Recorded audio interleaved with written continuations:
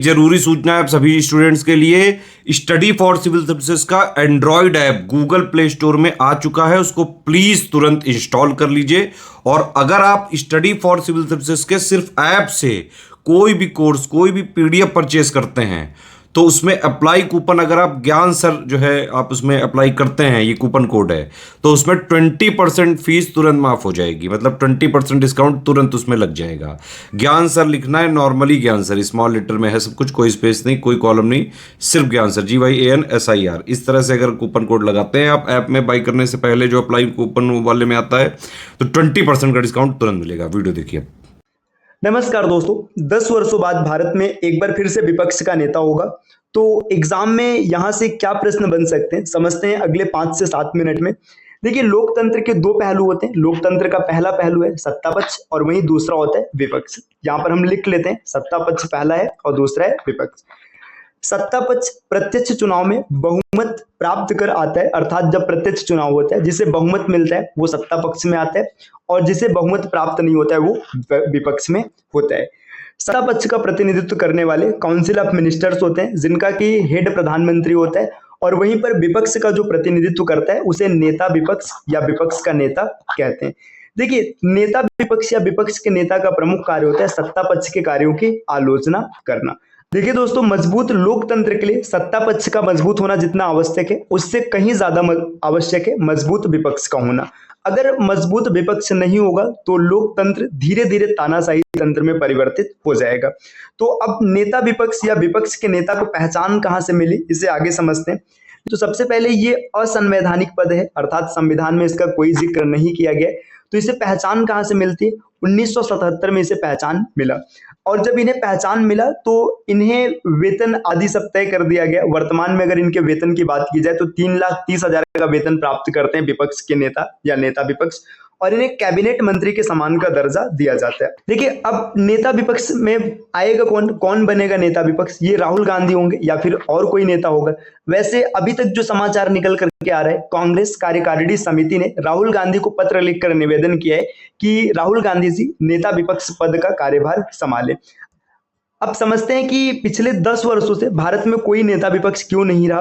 तो देखिए, इसको समझने के लिए यहाँ पे कुछ कंडीशंस हैं जो नेता विपक्ष के लिए आवश्यक है। वो कंडीशन क्या है? देखिए, लोकसभा में ऐसी सबसे बड़ी पार्टी जिसके नेता सरकार में शामिल न हो, वही नेता विपक्ष का कार्य करेगा। तो वर्तमान की बात करें, लोकसभा चुनाव जो हुआ इसमें बीजेपी को सीट मिलती है 240, अप्रोक्सीमेट 240 इतनी सीट मिली है। वहीं कांग्रेस को सीट मिला है 99, है ना।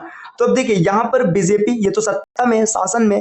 अब कांग्रेस जो है ये 99 सीट लेकर के सबसे बड़ी दूसरी पार्टी है, अर्थात इनके जो नेता होंगे वही नेता विपक्ष का कार्य कर सकते हैं।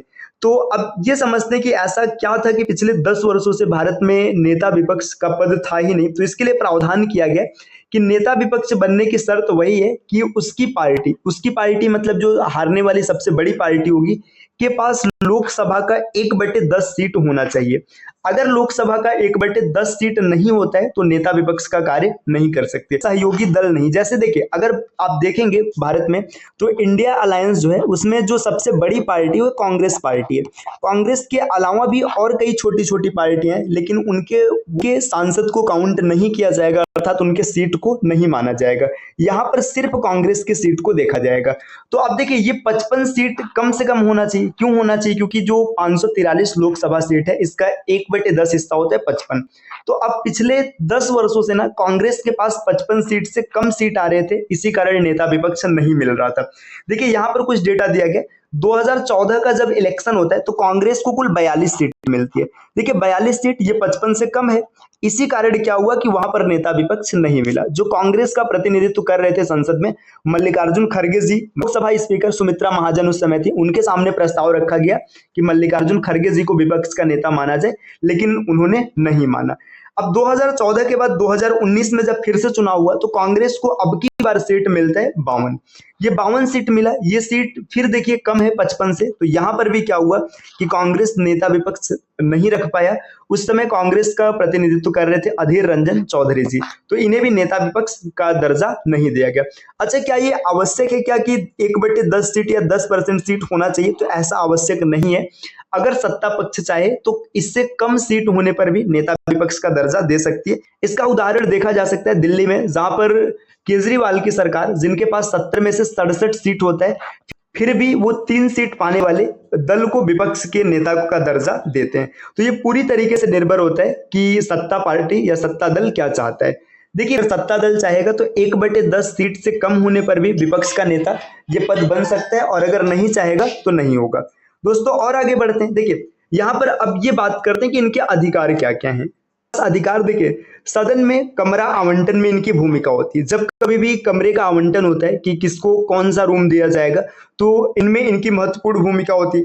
इसके अतिरिक्त और आगे चलेंगे, देखिए यहाँ पर दिया गया सूचना आयोग। सूचना आयोग की जब नियुक्ति की जाती है, सूचना आयोग के जो अध्यक्ष बनाए जाते हैं, इनमें इनकी भूमिका होती है। चुनाव आयोग, जो कि अभी पीछे विवादित रहा था, इनमें इनकी भूमिका होती। कोई भी संसदीय समिति अगर गठित होती तो यहाँ पर इनमें भी इनकी भूमिका होती है।